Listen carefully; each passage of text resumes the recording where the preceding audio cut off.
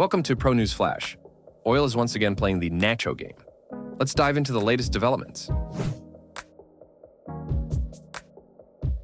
As the U.S. restore the Strait of Hormuz blockade, Brent prices are soaring to monthly highs.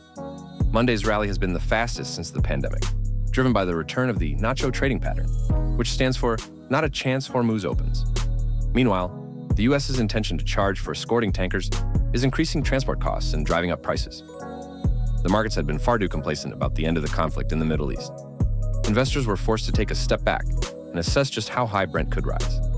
During the 4.5-month standoff between the U.S. and Iran, Brent crude failed to rise above $120 per barrel due to a combination of three factors. That is record growth in U.S. exports, a decline in Chinese imports, and the rapid depletion of global stocks. At least two of these factors may no longer apply. The U.S.'s ability to increase energy supplies is constrained by existing infrastructure, and reliance on reserves is becoming increasingly difficult.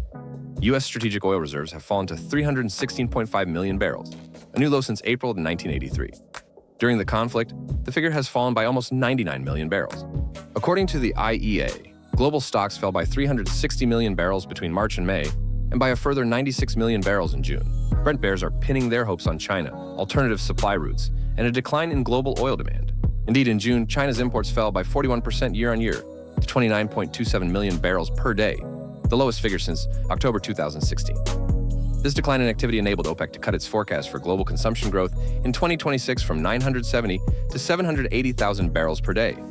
Goldman Sachs believes that a wave of pipeline projects in the Persian Gulf will allow much larger volumes of oil to bypass the Strait of Hormuz.